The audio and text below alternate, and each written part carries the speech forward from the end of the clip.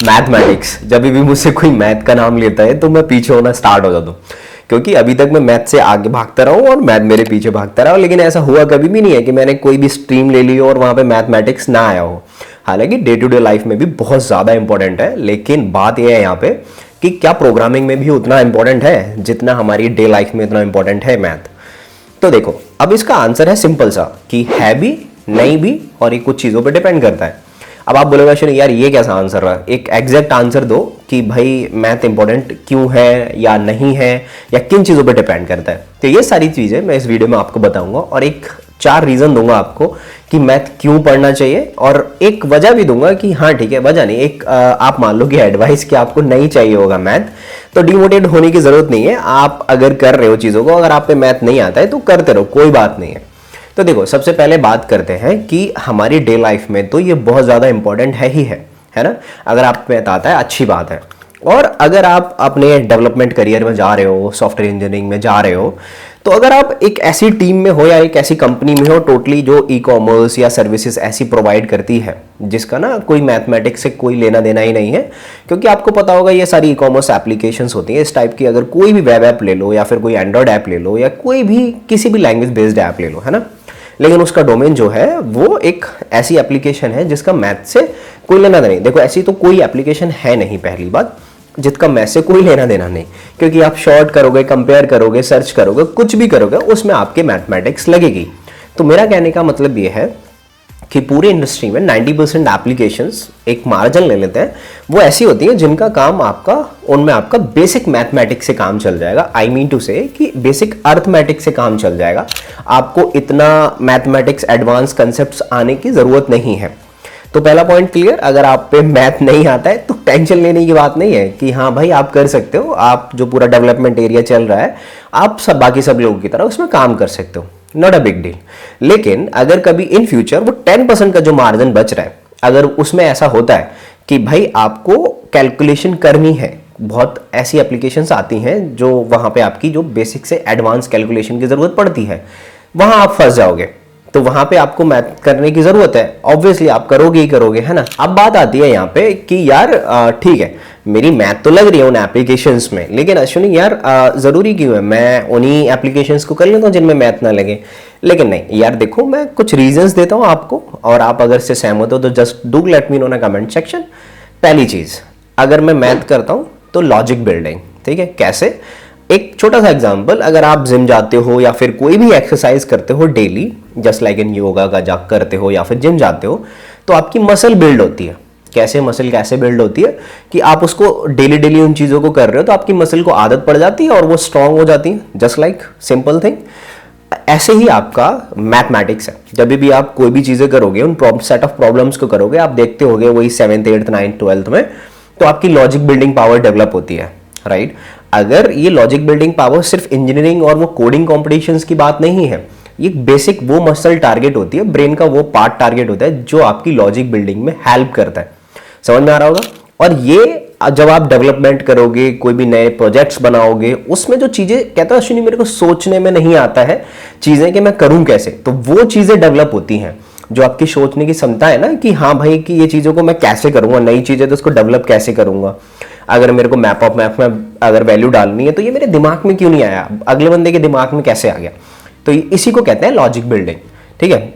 अब दूसरे पॉइंट की बात करते हैं, वो है बी द बेस्ट। क्यों? अब ये थोड़ा सा अजीब सा पॉइंट लग रहा होगा, लेकिन let me make you understand. हमारी सॉफ्टवेयर इंजीनियरिंग में हमेशा ऐसे होता है कि एक किसी भी चीज़ का एकदम से स्कोप आता है ना, और फिर वो धीमे धीमे धीमे धीमे बढ़ता जाता है। तो अभी जो जावा चल रहे थे, ठीक है, अभी चल रहा है, वेब डेवलपमेंट हो रहा है, एंड्रॉइड डेवलपमेंट हो रहा है, लेकिन अभी एआई और मशीन लर्निंग, इन सब चीज़ों का बहुत अच्छे से ट्रेंड आ रहा है कि इनमें बहुत सारी वैकेंसीज आ रही हैं, अच्छा अच्छा पैकेज लग रहा है लोगों का। तो यार देखो, अगर आपको सबसे बेस्ट होना है तो आपके अपने फंडामेंटल्स जो मैथमेटिक्स के बेसिक्स हैं वो बहुत ज़्यादा मजबूत होने चाहिए। और एल्गोरिदम्स, जब मैं इस चीज़ की बात क्यों कर रहा हूँ कि आपको पता होगा कि मैथमेटिक्स और एल्गोरिदम आपस में कम्युनिकेट करती हैं, मतलब कोरिलेशन होता है, ठीक है, नॉट कम्युनिकेशन नहीं कहेंगे इसको। तो अगर आपको एमएल और आपको एआई इन सब में बहुत ज़्यादा इंटरेस्ट है तो दोस्त आपका मैथ तो बहुत ही फाड़ होना चाहिए, ठीक है, क्योंकि सारी चीज़ें उसी से चलती है। तो मैं इस चीज़ को ना थोड़ा सा और ब्रेक डाउन कर देता हूँ कि AI वाला पार्ट और ML वाला पार्ट तो थोड़ा अलग रख दो, तो डेटा साइंटिस्ट वाली बात होगी। अब एक एनालिस्ट वाली बात कर लेते हैं कि भाई डेटा को एक्सट्रैक्ट करके आपको विजुलाइज करवाना है, उसमें भी आपकी कुछ एल्गोरिथम्स लगती हैं। आई नो कि बहुत सारे टूल्स होते हैं, इन्फॉर्मेटिका एंड टैब्लू है ना, उनके थ्रू आप करवा सकते हो, लेकिन फिर भी बेसिक एल्गोरिथम आपको आनी चाहिए कि कैसे ये चीजें हो रही हैं, क्योंकि आपका एनालिस्ट बनने का बेसिक टारगेट क्या है कि आप उसी पे रहना चाहते हो, फिर साइंटिस्ट भी तो बनना चाहते हो कि हाँ भाई कि मैं एक डेटा पे काम करना चाहता हूँ। आप फिर एनालिस्ट बन के आप किसी भी फील्ड में जाओ, बिग डेटा करो या कुछ भी करो, अगर आपका डेटा से काम है तो कैलकुलेशन ऑफ डेटा लगेगी। आप डेटा के स्टोर करवाओगे, रिप्रेजेंट करवाओगे, जो भी करवाओगे, और एक अच्छी पे चाहिए तो आपको मैथमेटिक्स बहुत आनी चाहिए, ठीक है। अब देखो दूसरी चीज, अब यहां पे ये एक्चुअली तीसरी चीज होगी कि कोडिंग इंटरव्यू। जब भी आप अपने इंटरव्यू के लिए प्रिपेयर कर रहे होगे तो आपको पता होगा कि हमेशा डीएसए एंड एल्गोरिथम्स पूछी जाती हैं। अगर आपका बेसिक मैथमेटिक्स स्ट्रांग नहीं होगा तो आप क्या करोगे, लॉजिक बिल्ड नहीं होगा और आप उन चीजों को रटना स्टार्ट कर दोगे। आप 50 क्वेश्चंस लोगे, उनको रट्टा मारना स्टार्ट कर दोगे और कहोगे यार मैं इन 50 क्वेश्चन को कर लेता हूं, अगर ये इंटरव्यू में आ जाता तो ठीक है, लेकिन उनको रटने के बाद भी हम कभी कभार भूल जाते हैं। सिंपल सी चीज है, हर किसी के साथ होता है। लेकिन अगर आप वो मैथमेटिक्स करोगे और आपके फंडामेंटल मजबूत होंगे तो आपको ना वो चीजें रटने की जरूरत नहीं होगी। अभी जैसे मैं आपको एक क्वेश्चन दूं कि भाई ठीक है पीक एलिमेंट निकालना है, और पीक एलिमेंट का क्या मतलब होता है कि उससे भाई पहले का छोटा और दूसरा उससे छोटा हो, तो वो पीक एलिमेंट ऐसे हो गया ना ग्राफ में जो पीक पॉइंट होता है। तो आप कैसे निकालोगे, इसकी कैलकुलेशन कैसे करोगे, तो ये आपका कैसे लॉजिक कैसे बिल्ड करोगे जब आपका मैथमेटिक्स नहीं होगा। चलो अब दूसरा क्वेश्चन ठीक है कि अगर आपका ग्रुप ऑफ एनाग्राम्स बनाना है तो आप कैसे निकालोगे ग्रुप ऑफ एनाग्राम्स जब आप कंपेरिजन नहीं करोगे। सब चीजों में मैथ लगती है ना। तो इसी वजह से मैं कह रहा हूं कि आपकी कोडिंग इंटरव्यू, आपकी लॉजिक बिल्डिंग, आपके फंडामेंटल्स, और अगर आपको बेस्ट बनना है तो मैथ बहुत इंपॉर्टेंट है। तो ओवरऑल कंक्लूजन ये आप इंक्लूड कर लेना 4 पॉइंट में या जैसे भी। कंक्लूजन क्या है इस चीज का, अगर आप बेसिक एक नॉर्मल डेवलपमेंट प्रोजेक्ट पे हो जिसमें कोई लेना देना नहीं है और आप चाहते हो कि ठीक है मैं इसी में काम करूंगा, तो उसमें कोई बुराई नहीं है, उसमें भी अच्छे पैसे हैं, आप बढ़िया से काम करो, कोई दिक्कत नहीं है उसमें। लेकिन अगर आप चाहते हो कि भाई मैं एक अच्छी पे स्केल पे काम करूं, और स्पेशली अगर आपका एआई और एमएल से कुछ संबंध है, तो आप डेफिनेटली पढ़ो, पहले मैथमेटिक्स पढ़ो और उसके बाद की किसी और चीज पे जंप करना है, ठीक है। अगर आप डेटा से कुछ काम है तो डेफिनेटली मैं सजेस्ट करूंगा कि आप पढ़ो ही पढ़ो। और अगर आपको चाहिए कि मैं कोई आपको ऐसे कोर्सेज दे दूं यूट्यूब से निकाल के, या फिर जो मुझे पता हो जो आपकी बेसिक मैथमेटिक्स जो प्रोग्रामिंग में यूज होती है स्पेशली वो कंप्लीट करवा दे, तो जस्ट लेट मी नो ना कमेंट सेक्शन, उसमें मैं आपकी हेल्प कर दूंगा। मैं कुछ वीडियोस या प्लेलिस्ट के लिंक मेंशन कर दूंगा या फिर यूडेमी के कोर्सेज मेंशन कर दूंगा, आप उनको जाके देख सकते हो। बट बेस्ट एडवाइस, ठीक है, ये तो एक यूट्यूब वाली बात रही। बेस्ट एडवाइस, अगर आपका बिल्कुल भी मैथमेटिक्स अच्छा नहीं है, मेरी तरह जैसे कमजोर है आपका मैथमेटिक्स, तो आप क्या करना, जो मैंने किया है वो कर रहा। आपका घर में कोई छोटी भाई बहन कोई भी होगा, उसका जैसे मैं ज्यादा नीचे जाने के लिए नहीं कहूंगा, 7 से लेके 12th 11 12th का तो आपको आ जाएगा, बिकॉज आपने रिसेंटली पढ़ा होगा, है नहीं पढ़ा होगा तब भी आ जाएगा, ठीक है, इतना कोई मुश्किल नहीं है।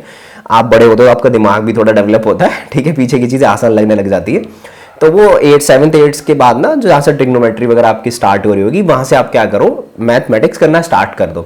आप यार खत्म कर दोगे, एक 1.5 महीने में खत्म कर दोगे या फिर 15 दिन में, जैसे आपको लगे, ठीक है। और वीडियोस तो मैं आपको दे ही दूंगा। अगर आपको शॉर्टकट चाहिए तो, अगर आपके पास टाइम है तो आई विल सजेस्ट कि हाँ थोड़ा सा बुक से पढ़ो, थोड़ा सा यूट्यूब से पढ़ो। अगर आपको कुछ और पूछना है, कुछ और डाउट हो, तो just let me know in comment section, I will help you on that. Okay, till then take care and bye bye and keep watching and do subscribe. Okay, अकेले वीडियो देख के नहीं जानी है, सिर्फ सब्सक्राइब भी करना है, लाइक भी करना है, ठीक है। और हम टारगेट करते हैं इस पे 60 like. Okay, take care, bye bye.